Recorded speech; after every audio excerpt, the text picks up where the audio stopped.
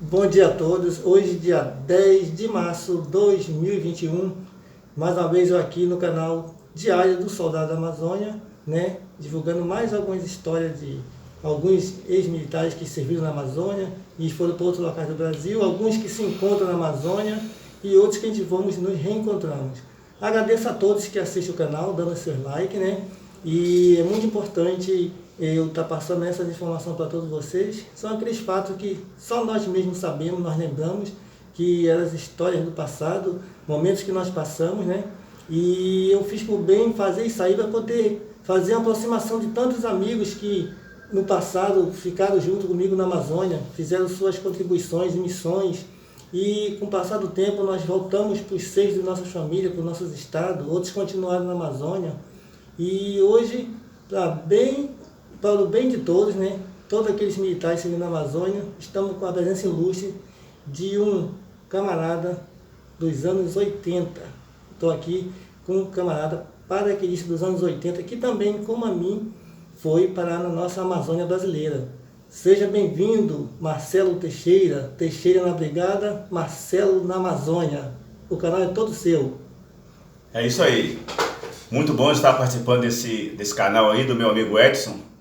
E relembrando um pouco, cheguei de Minas Gerais para servir na Brigada Paraquedista. Aliás, queria servir ao Exército. Me jogaram para a Brigada Paraquedista, onde eu fui muito feliz por 8 anos, aliás, por 6 anos. E logo depois segui para a fronteira, a melhor fronteira do Brasil, na época, Boa Vista, Roraima, onde eu conheci essa peça aqui. Foi excelente a convivência, não só dele, como dos outros amigos que eu tenho por lá, até hoje. E hoje em dia podemos falar que temos amigos em qualquer estado do Brasil. Foi uma experiência excelente, onde eu pude participar de ser padrinho dos pelotões, conhecer toda a Roraima, que é um estado muito bonito. Não conta tudo agora, Marcelo. Peraí, não conta tudo agora, senão você vai... O pessoal vai ficar tudo pegando a conversa todo dia logo de imediato. Antes de mais nada, ele já está dando aquele input assim no canal para o pessoal imaginar o que ele vai contar. Pô, o pessoal olhar Marcelo Teixeira, esse tem história demais, ajudou muitas pessoas, contribuiu muito para a Amazônia, como cada um de nós tivemos uma contribuição. Antes de mais nada, nós vivemos situação de pandemia, nós estamos tendo licenciamento, eu estou usando máscara, ele não porque ele está falando, temos álcool em gel, então estamos tendo todas aquelas prevenções, aqueles cuidados individuais e coletivos, que além de nós sermos paraquedistas, guerreiros da Amazônia, nós também somos seres humanos. Aí agora vai vir os tópicos, Marcelo, você é um taça de 80. Qual é o seu ano que você incorporou e qual o seu número de paraquedista? Para todos aqueles paraquedistas do Brasil saber o antigão que está aqui conversando no canal Diário do Soldado da Amazônia. Incorporei no dia 3 de fevereiro de 1982, no 27º Batalhão de Infantaria Paraquedista, na 2ª Companhia. E lá participei do pelotão de apoio, onde fui armeiro por 5 anos. Qual o seu número de paraquedista? 3757. E o número de paraquedista no livro, 36.400. Esse é o PQD dos 4 dígitos, PQD dos anos 80. O seu início da Brigada Paraquedista, ele veio por quê? Quem te incentivou? Quem falou o que era ser paraquedista? Como é que veio essa ideia de você ser um paraquedista antes de ir para a Amazônia? Bom, a ideia de ser paraquedista, realmente, por ser mineiro, eu não conhecia a história. Ao chegar no Rio de Janeiro para servir ao Exército, eu queria servir, e me perguntaram um dia se eu queria ser paraquedista. Eu disse que sim, e onde eu fui, sem conhecer, e gostei muito, ainda bem que eu sou paraquedista. E quando foi que surgiu essa ideia de você ir para a Amazônia? Como é que foi isso aí? Você chega e parar na Amazônia do Brasil, como é que foi isso aí? Aí já foi a história no caso da estabilidade. Na época ainda não existia estabilidade, e quando apareceu essa oportunidade de vir para a Amazônia para a estabilidade, eu e mais 5 outros paraquedistas viemos para Boa Vista, Roraima. Você pode citar o nome deles? Você lembra quem são eles? Lembro, eram da 2ª Companhia, eu, o meu amigo Plácido e meu amigo Varjão. E da 1ª Companhia, os meus amigos Horta, Xavier e Merlim. Marcelo, naquela época a gente só usava aquele tal do uniforme Eterno Herói. E aqui eu trouxe algo que vai representar muito bem a sua época, que era um brasão que usava naquela época. É esse mesmo aí, Marcelo? É esse mesmo. usava na gandolinha verde. Esse é o brasão. Muito bom. Boas lembranças. Gostei de ver. Então tá aqui, sempre tem uma surpresa, né? Porque eu também servi nos anos 80, peguei o final, o último ano que usava esse brasão aqui no uniforme, né? Eu perguntei ele por que ele foi para a Amazônia, o que surgiu, quem deu essa ideia para ele. Ele já falou que foi por causa da instabilidade, né? Da instabilidade na época, que baixou de 7 anos para 4 e depois não podia estabilizar. Porque no meu caso, eu me espelhei neles, porque eu fui uma turma depois da dele, né? Então eu vi o nome do pessoal que tinha lá na subtenência, tinha um Sargento Vitória, o primeiro Sargento Vitória, está agora com uns 80 anos, que tinha o nome de um pessoal que tinha saído para a Amazônia, e ele falava que esperava se alguém voltasse para devolver o tal do saco VO. Eu não sei se ele levou o saco VO, eu fui com o saco VO. Então tinha o nome lá e falou, se o cara voltar, devolve, se não voltar, é dele. Aí eu pensei assim, então eu vou ter um saco VO desse de graça, que o dia que eu for, eu não volto, ele não vai ter meu saco VO. Então eu lembro que eles não voltaram e eu me espelhei neles, que quando também aconteceu a mesma coisa, eu falei, não, foram 4, já está lá alguns anos, não voltaram, então o negócio não é tão ruim. Que ano que você foi transferido para a Amazônia? Quando foi que você saiu da brigada para a Amazônia? 1988, nós 6 fomos os primeiros paraquedistas do 27º Batalhão a ir para a fronteira. Todos que iam, saíam do 26. E a minha turma, eu e mais os outros 5, foi a primeira turma do 27 a ir para a fronteira. E fomos para a melhor fronteira, como eu gosto sempre de frisar. Isso aí é um caso interessante, tanto é que eu falo, ele foi uma turma antes da minha. Quando eu comprei lá, eu sabia que tinha um militar indo para a Amazônia, e eu não só imaginava conhecer um paraquedista, mas também teria essa possibilidade de conhecer a Amazônia do Brasil, que eu não sabia nem onde era, nem como era. E eles foi uma referência, mesmo eu sem conhecer eles, que eu fui conhecer ele e essa outra turma de militares que foi, lá, já chegando na Amazônia, em Boa Vista. Qual aeronave que você foi? Eu fui num C-130, o Hércules, que a gente era acostumado a saltar do Hércules pela rampa ou pela porta, e agora eu fiz a última viagem saindo da brigada para a Amazônia no Hércules. Qual foi a sua aeronave que você foi? Exatamente, o C-130 Hércules, saindo lá da base aérea do Galeão, parando aqui no Ponta Pelada, aqui em Manaus. E daqui, mais uma aventura, vou adiantar logo, ônibus na BR-174, que não era pavimentada, gastamos 43 horas de Manaus a Boa Vista. Esse é um detalhe importante que a gente está frisando, porque hoje a BR-174, ela gasta 12 horas só nesse percurso, de 12 a 15 horas, porque está totalmente asfaltada, não tem mais a balsa para fazer as travessias. E naquele tempo, ele falou essa quantidade de horas aí, mas se não tivesse chovendo. Porque com certeza, se tivesse chovendo, lamaçal, isso aí ia aumentar mais ou menos a metade ou o dobro. Certo, Marcelo? Exatamente. Com chuva, seria o dobro, seriam quase 100 horas. Pode colocar facilmente isso aí. Outro detalhe, Marcelo, então quando você foi para a Amazônia, você já foi com sua cota completa de salto, certo? Exatamente, são poucos que conseguem. Poucos que conseguem. Poucos conseguem. Você conseguiu ir com o seu PQ4 chamado lá completo, sua cota completa. Você foi soldado ainda para a Amazônia? Fui soldado da Amazônia, assim chegamos lá, fizemos o curso de cabo e fomos promovidos. Antes de você falar da parte da promoção, curso de cabo, como foi sua adaptação lá, primeira coisa, como era ali Boa Vista, assim, individualmente para você quando chegou, olhando a cidade, qual o aspecto que a cidade tinha naquela época que você chegou lá, em 1988? Bom, como sempre, os militares são bem acolhedores. Agora, falando da cidade, é uma cidade bastante precária, faltando energia. A energia ainda era movida a diesel e todo dia faltava energia, faltava alimentos, faltava gás, gasolina. É uma cidade bastante precária. Hoje, né, que eu sei, é uma cidade muito bem desenvolvida, muito bonita, está muito bem. Mas na época era bem difícil, uma cidade tudo caro, porque tudo tinha que chegar de fora e tudo chegava com preço exorbitante. Porque além de vir pela 319, né, vir em Porto Velho, ainda tinha que encarar a BR-174 para poder chegar em Boa Vista. Não tinha shopping, não tinha um grande hospital, não tinha escolas.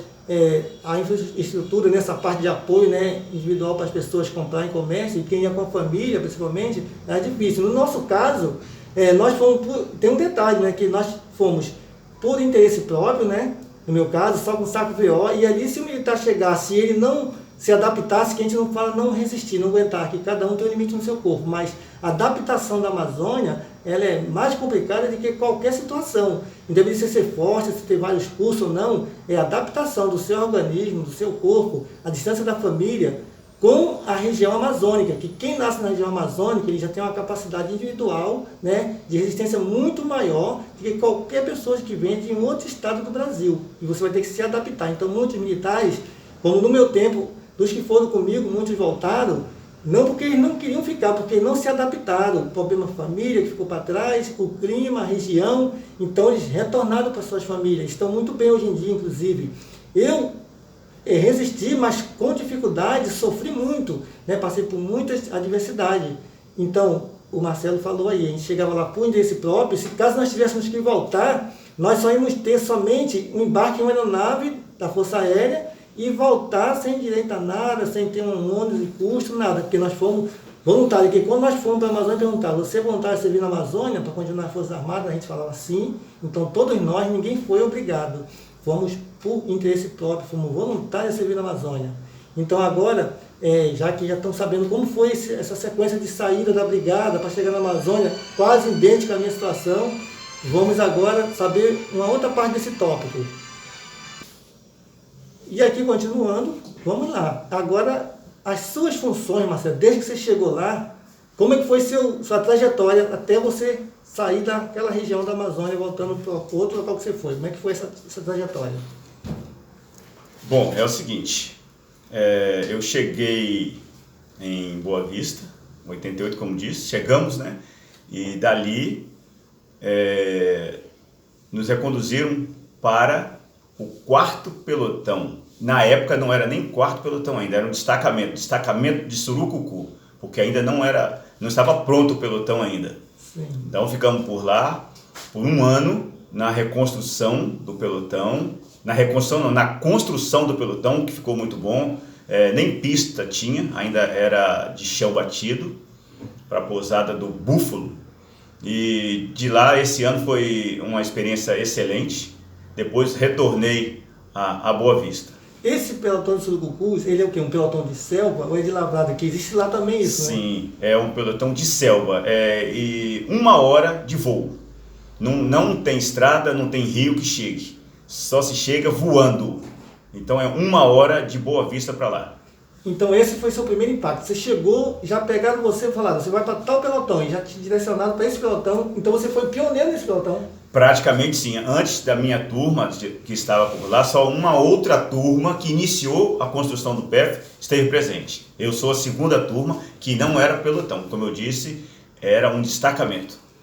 Muito bom, Marcelo. Isso aí é fato importantíssimo, porque então nós estamos aqui com militares que foram pioneiros na construção, na reestrutura desse 4º pelotão especial de fronteira, né, que é um pelotão de selva que só vai por meio de aeronaves, que eram os búfalos, às vezes bandeirantes, às vezes os caras, ou alguma aeronave de pequeno porte que fazia apoio naquelas regiões, apoios indígenas, né, com a antiga FUNAI, FUNASA, MEVA, aquelas ONGs de saúde que existiam naquelas regiões. E qual era a finalidade desse pelotão? Você fazia o que lá no período que você ficou? Qual era o trabalho que você fazia lá? É a patrulha das fronteiras, né? Tem detalhes que só o comando sabe, que o que tinha, estava havendo evasão das nossas riquezas, né? Ali naquela região de Surucucu, por ter ouro, tem muito ouro na região, então estava tendo evasão dali por outros países, né? Algumas ONGs, e então fomos para lá para fazer. Projeto Calha Norte. Sim. É o nome do projeto que foi feito isso aí, implantado. É o chamado PCN, Projeto Calha Norte, que simplesmente seria a urbanização, a estrutura de pessoal fronteiriço para poder fazer a segurança do lado brasileiro e impedir que pessoas de outros países fizessem essa ligação por dentro do país. Então, o Projeto Calha Norte era integrar, povoar as regiões do extremo norte do Brasil e principalmente regiões de fronteira. Como ali é uma região de selva, que são regiões com etnias indígenas, então o que acontecia?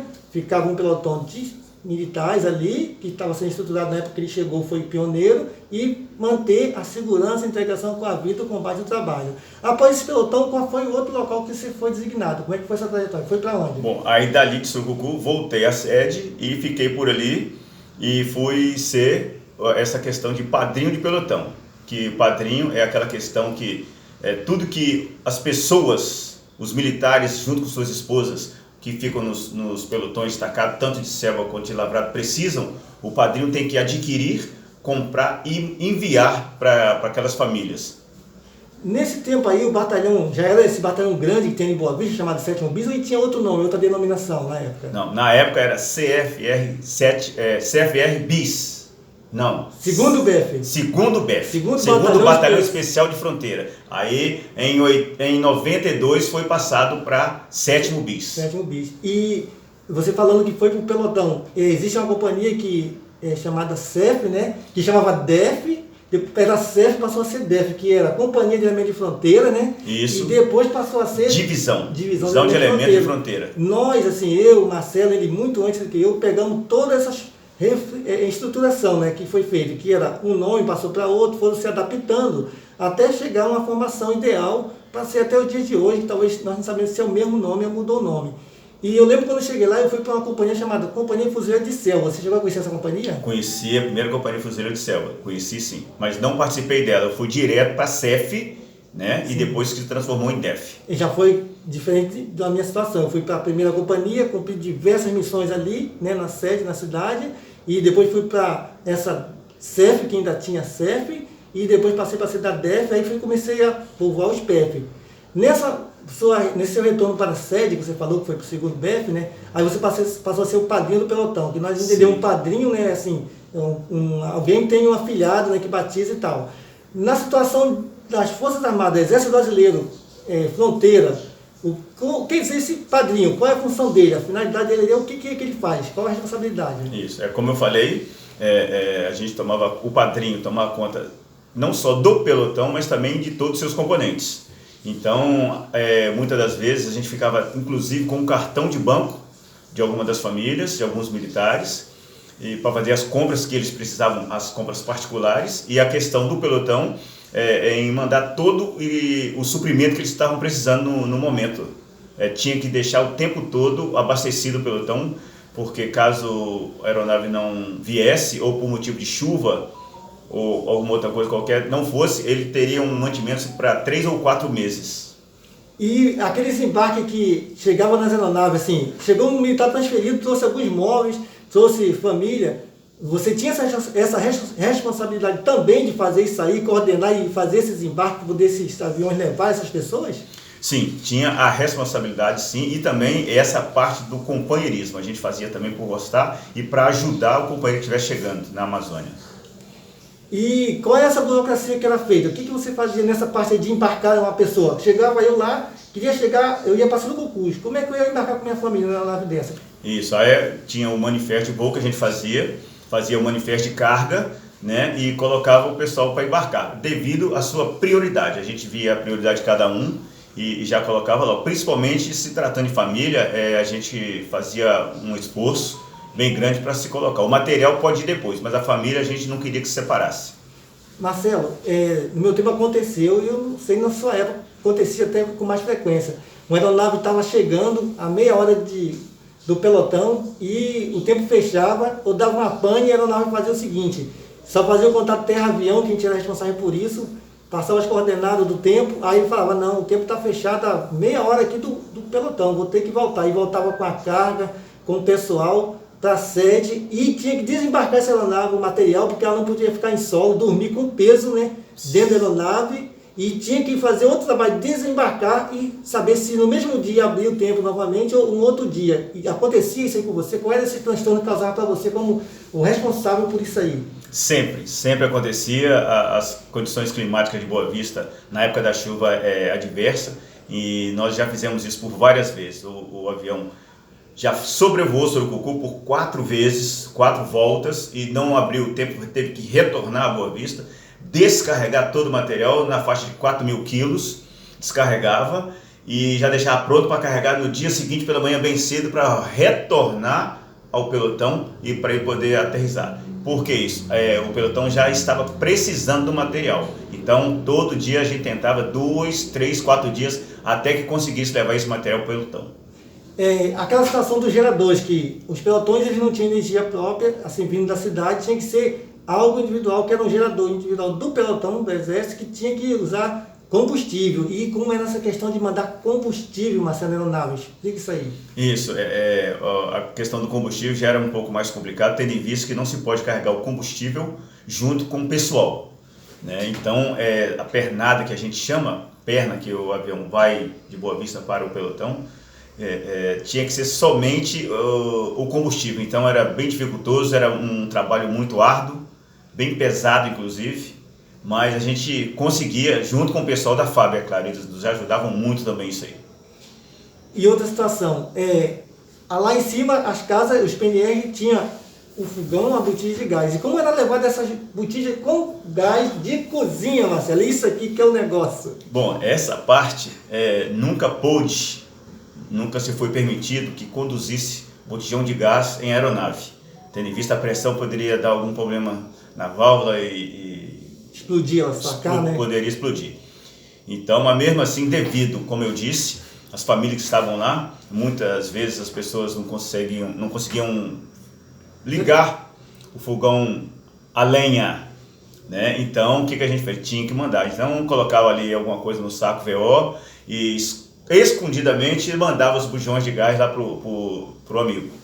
Existia uma situação, Marcelo, que às vezes tinha muitas botijas de gás para ir, e às vezes as empresas que trabalham, tipo a ZONG, né, tipo, vamos dizer, a MEVA, né, aquela empresa que era da Missão Evangélica da Amazônia, né, chamada a URIRI, empresa de saúde, que fazia tipo uma troca, né, de peso. Tipo, eles tinham essa aeronave deles que era da Metatáxis Aéreo, né, e também tinha até o piloto Amarildo, o finado Amarildo, né, que fazia esse transporte aí, que levava esses materiais para eles. E às vezes eles tinham uma carga que podia ser levada por nós e fazia uma troca, não era autorizado realmente pelo comandante, podia fazer. O que era feito realmente com a botija? Exatamente. Aí sim, a gente colocava esses botijas de gás nos aviões, nos papatancos, né?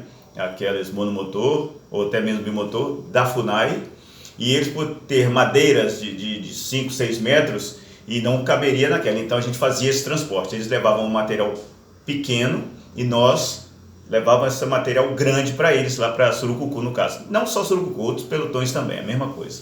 Principalmente esse material explosivo que não podia ir na aeronave, né, militar da FAB, né, os Búfalo C, 115 Arara 68 e 69, famosos araras que davam muito susto em nós, dando pane no ar e não chegando no pelotão, não saía nem de Manaus, né, mas cumpria a missão com ardor e com muita determinação, mas às vezes acontecia isso aí.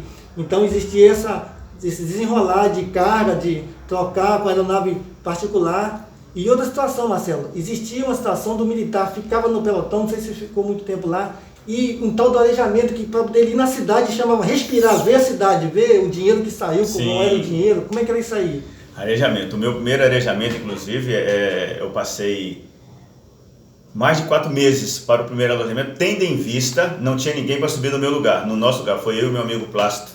Então ficamos 4 meses e nos deram 2 semanas de arejamento, 15 dias. Descemos para Boa Vista, para arejar, para a gente tomar uma cerveja, ver gente diferente, ver aquela situação toda. É uma parte que realmente todo militar precisa. Passou lá 2, 3 meses, tem que ter 1 semana ou 2 para colocar a cabeça em dia, porque lá é isolado, um pelotão totalmente isolado, como eu disse, 1 hora de voo. Então não tem nada por perto, é só aquela pessoal. E na minha época que eu estou falando, só existiam 15 pessoas no pelotão. E as outras pessoas que tinham eram os índios, Yanomamis. Sim, esse detalhe que ele falou é certo, porque eu fui também um dos pioneiros do pelotão de Awaris, que é o aqui do PF. O primeiro grupamento lá, quem comandou foi um sargento, o terceiro sargento Pérez, era um sargento, um cabo e 17 soldados.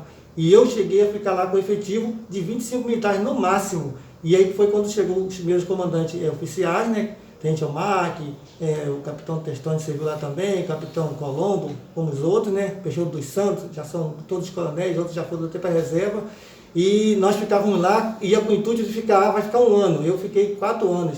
E eu não conseguia descer para a sede, ser transferido, porque ninguém queria subir o pelotão pela dificuldade, pelo esse deslocamento que não existia sempre. O militar não conseguia vir na cidade, porque às vezes tinha família, que ele queria estar sempre vendo. Então nem todos queriam ir, militares até entravam na justiça. Mandava advogado ir na porta do quartel falar que ele não queria ir para o pelotão e ele não ia, porque isso ia dar alteração se botasse ele no avião. Então, por bem do militar e de todos, ele não ia, e um outro militar ficava lá dobrando 6 meses, 7, 8, e às vezes o arejamento ficava entre 8 e 6 meses, não acontecia 3, 4 meses. E às vezes a nave estava para chegar lá, dava uma pane, o militar que estava subindo para te substituir, que era assim, tipo, pegava esse militar aqui e esse aqui descia, trocava um a um assim, um saindo do avião, outro entrando. Ia ver esse militar que ia te substituir, nos 4 ou 5º mês ele não ia, você ficava mais 1 mês ou 2 esperando outro militar vir para te render. Agora, falando sobre curso, Marcelo, você fez um curso importantíssimo para a nossa Amazônia, que ia naquela época fazer o curso de abastecedor e balizador de aeronave, e você foi da turma do finado Coronel Pavanello. Conta essa parte aí que não podia ficar de fora, Marcelo. Você acha que eu estava esquecendo, cara? Exatamente. Quem fez o primeiro curso foi esse meu amigo Plácido. Ele fez num ano e o efetivo era pouco. Então só ele em Boa Vista não dava conta. E então eu fui convidado para esse curso e vim fazer o curso em Manaus. Foi excelente e foi onde eu conheci a maior parte de Roraima. Muito bom esse curso, e depois, lógico, aí vieram outros, né, como eu disse, o efetivo era pouco, aí depois veio o Edson, veio o pessoal da Balog, o Cássio, nosso irmão Cássio, negão Cássio, nosso melhoras Cássio, aí, meu irmão. Melhora, meu amigo, parceirão, meu compadre Cássio, inclusive. Fez agora, né, um tratamento de rins, né? Exatamente, fez o transplante, se Deus quiser vai dar tudo, já está dando certo. Com certeza. Né? Então ele fez o curso também, ele fez na minha turma, na época do Coronel Garcês, comandando lá. Na época era primeiro do primeiro, depois foi 4º esquadrão, agora 4º batalhão. No seu tempo, qual era o nome? Era primeiro do primeiro, alguma coisa assim também? Eu acho que é o primeiro do Gavex, ou 4º do Gavex, alguma coisa assim, eu não lembro mais. Isso foi nos anos 90. Anos 90, isso. 94, 95, por aí. Isso, nós fomos também, fizemos parte da Asas Rotativas, de missões. Ele falou, conheceu toda a Roraima, eu também conheci, a gente sobrevoava demais naquelas aeronaves, nos Black Hawk, nos Colgar, nos Pantera, nos Esquilo. As aeronaves tinham recém-chegado na Amazônia. Exatamente. Para fazer patrulhamento nas áreas fronteiriças, e nós tivemos esse privilégio de usar o macacão da Força Aérea Brasileira, né? Eu tenho esse privilégio, ele também, fazendo apoio nos pelotões, patrulhamento, abrindo clareiras para aeronaves poderem pousarem dentro da Amazônia, lá no extremo norte mesmo, que local que ninguém ia naquele tempo. E só uma aspa, a minha melhor missão, alguém deve lembrar disso, foi quando a Roraima estava pegando fogo. Então, foi a minha melhor missão, em que eu ia com um plot de 5.000 litros na viatura, em todo o estado, abastecendo os helicópteros. Então, é o local onde eu passava 2, 3 semanas sem sair do local, e depois acabava o combustível, voltava para reabastecer na cidade, passava um dia e já voltava de novo para a missão. O que quer dizer plot? Você falou plot, o que é um plot? Plot é um recipiente, né? Tem de 1.000, tem de 200, tem de 1.000 e tem de 5.000. 5.000 é o tamanho de uma carroceria de caminhão. Então, é onde vai o combustível, que é para a gente poder abastecer a aeronave, para ela não ter que retornar quilômetros e quilômetros atrás para abastecimento. Então, ela ali naquela missão, como eu disse, a missão do fogo, então ela por ali, ela já pousava ali a 500 metros de onde a gente estava, abastecia ela e já voltava para a missão novamente. Ele fez parte disso aí, eu fiz parte de diversas missões na Amazônia também, e a gente usava a bomba chamada Hidromix, né, que é a bomba de pressão, fazia o teste do combustível, né, e quando a aeronave ia para um local que não tinha um abastecedor, nós íamos na frente, né, na aeronave na frente, para chegar ali, saber se tinha um local, um espaço para uma clareira, a gente fazia, ou se tivesse um heliporto, a gente balizava essa aeronave, eles levavam os galões de 200 litros de combustível. Exatamente. A gente fazia armazenamento, né, no local ali, para toda vez que vinha essa aeronave, não precisasse ela trazer o combustível, né, ela já vinha consciente que ia ter um abastecedor ali, para fazer abastecer e ela retornar para Manaus. Então, a nossa missão era extremamente restrita, uma missão muito perigosa, porque a gente mexia com combustível em região de mata, da Amazônia, de pelotões, mas nossa missão nunca teve problema, sempre foi bem cumprida, né? Voamos, levamos material para diversos pelotões, que não tinha como chegar na nave, né? E só a nave de asa rotativa, que era os helicópteros, e graças a Deus. E só uma ressalva, que esse plot que a gente está falando, esse recipiente de 200 litros, ele era um plástico bem firme, feito pela França, e que ele podia, mesmo cheio, ele podia ser lançado de 200 metros de altura, sair quicando, e a gente tinha que ir atrás dele para colocar aqui, para a aeronave vir e abastecer. Com certeza, isso que ele falou é a grande realidade que a gente vivia na Amazônia, nós conhecíamos em detalhes. Naquele tempo, não tinha a brigada paraquedista para fazer saltos na região da Amazônia, não tem os pelotões, o batalhão de comando, as forças especiais, eles não tinham essa mobilidade para essas regiões. Nós realmente desbravamos ali, a gente reconhecemos o local, ia atrás de trilha, marco de fronteiras, Nós fizemos todo esse início dessa progressão de reconhecimento, de fazer carta, de botar as coordenadas, para poder depois isso aí ser mais fácil. Então, no caso de uma missão, vinha a tropa paraquedista de saltar com as coordenadas. E nós fizemos muitas clareiras, nós abrimos muitas picadas, que eram as trilhas para chegar nessas regiões. Então, eu posso contar essa história e o Marcelo está aqui para contar. Marcelo, a última vez que você me viu, você estava tentando lembrar, foi talvez em 2002 que nós tivemos contato pessoalmente. Talvez em 2002, porque dia 3 de janeiro de 2003 eu vim embora. Então, eu já não vi essa criatura aqui já há um tempo, tendo em vista que ele estava no pelotão destacado, Alariz, pelotão de selva. Então, com certeza, em princípio, de 2002, se eu vi o Edson foi uma vez ou duas, e não mais do que isso. Então, já tem, olha o tempo, né? Praticamente 18, 19 anos que eu já não vejo essa pessoa aqui. E encontrei ele hoje, me recebendo aqui em Manaus excelentemente bem. Estou muito agradecido por ele. Falando nisso aí, para nós terminar nossas considerações finais, né? Vamos falar de algo que não pode ficar fora. Nós temos muito o que falar. Nossa vida é uma vida muito longa na Amazônia. A gente não precisa escrever o livro, é conversando um com o outro. Mas em um desses itens aí eu quero falar as férias como era naquela época, Marcelo. Tinha uma guia de viagem, uma autorização para você poder entrar de férias. E como era você conseguir sair daquela cidade, tipo Boa Vista, para você ir para Minas. Eu, no meu caso, Rio de Janeiro. Sim. Conta aí, Marcelo, mais ou menos. Bom, então é o seguinte, boa lembrança isso aí.